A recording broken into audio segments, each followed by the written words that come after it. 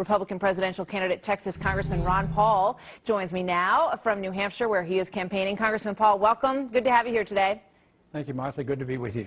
You know, we take a look at the markets, just opened up, down about 100 points as we speak. We saw what happened yesterday. What do you think a president should do in this moment?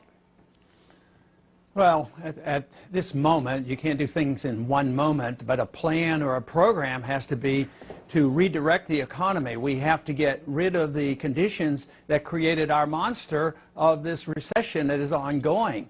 And that means you have to address regulatory policy, monetary policy, tax policy, deficits problems, and also to get back to normal, you have to liquidate debt. If an individual or a company or a country gets in debt over their head, they never get growth again until they deal with the debt, because the debt consumes a nation. Our productivity is down, but we have to worry about the debt. And just paying off the debt means the only way we can do that is just creation of new money. And this creates so many more new problems, and that's what we're facing today. Understood. And obviously you have a very different philosophy about how to tackle the economy, and you've been presenting that in a very complete way over the course of this campaign. But I guess what I meant when I said this moment, you know, there's a lot of talk about the president being on vacation, and should he come back? Should he make some kind of statement? So as president, you know, there are moments when the country gets unnerved. Do you believe that this is one of them? If you were in his shoes right now and you had already been implementing your own policies and there was, you know, a similar kind of time in the markets, do you think that a president should stand up and reassure the American people, come back from vacation, whatever the case may be?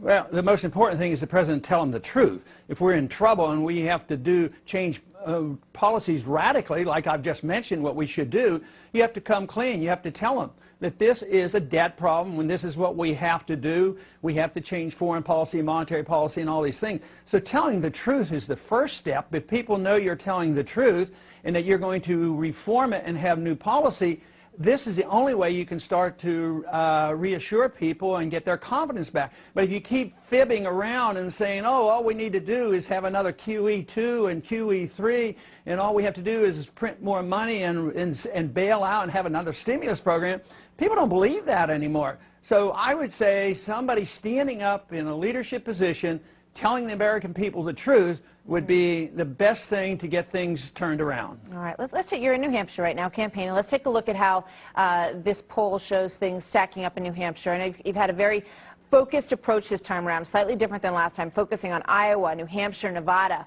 in the early going. And you got Mitt Romney at 36% in New Hampshire, Rick Perry at 18%, you're at 14%, Michelle Bachmann at 10%. What do you think is working, you know, differently for you this time around in the campaign? How are you tackling New Hampshire? Well, because the more people are listening to the message that I've been delivering for many, many years and warning people about, and there's a dramatic change in our economy, and there's a dramatic change in the attitude of the American people. They're much more frightened, and they know that the same old answers aren't worth very much, and that's why they're listening to me on foreign policy, a good place to start with cutting massively the spending, and also looking at the monetary system. Those messages now are resonating with the American people, and that's why our campaign is growing. It's easier to raise money, more people are turning out, but it's, in a way, the events are driving this. They realize, even the people on the receiving end of the welfare system, whether it's the military-industrial complex or the poor, they know that we're broke. They know there's no money in the bank, and everybody's concerned. So they're very interested in another approach. And when I give an approach dealing with freedom and individual liberty and the Constitution and sound money, all of a sudden say, boy, that sounds good, and they're coming in droves to our campaign. All right, they're coming in droves. They've also been coming in droves over the past few days to Rick Perry's campaign. He's edging you out in that particular poll right now. What do you think about the emergence of Rick Perry, your fellow Texan, in this campaign so far? Ask me in 2 weeks. I mean, we don't know. This might be a flash.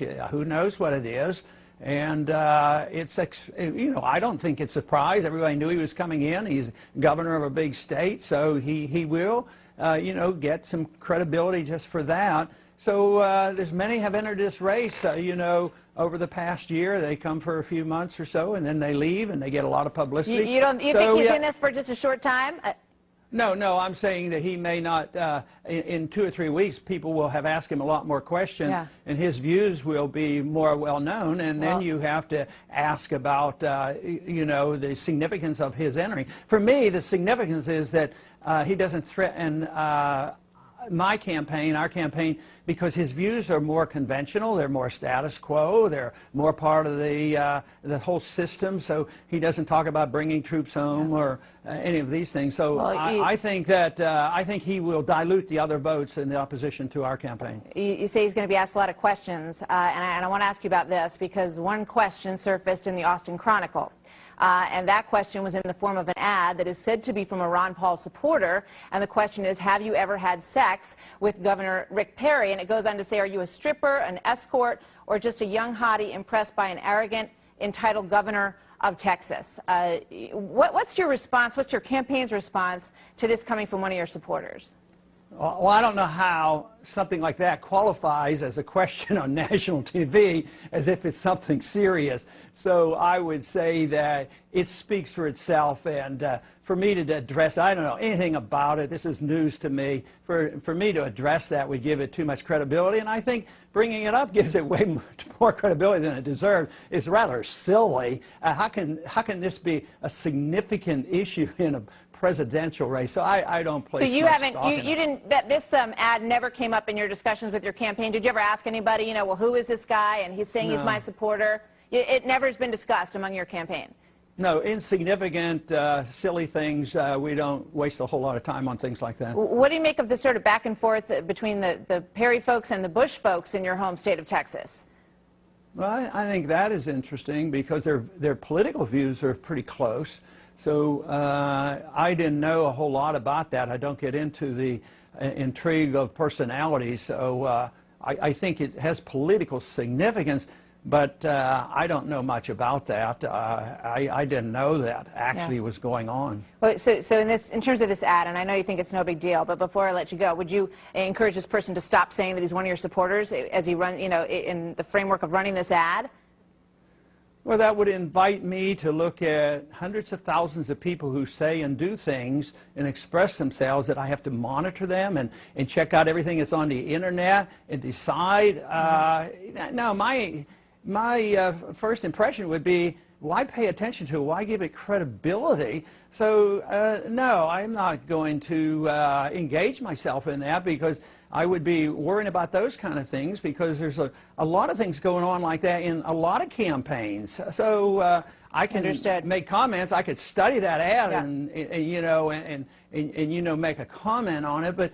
But this whole thing doesn't invite me or incite me or encourage me to start analyzing everything everybody ever says on the internet or what they put in a newspaper. That would distract from the message I'm trying to deliver. All right, I got it. Congressman Ron Paul, thank you very much. Good to see you from New Hampshire this morning. We'll hear a lot more for you as the campaign moves forward. Thank you, sir. Thank you.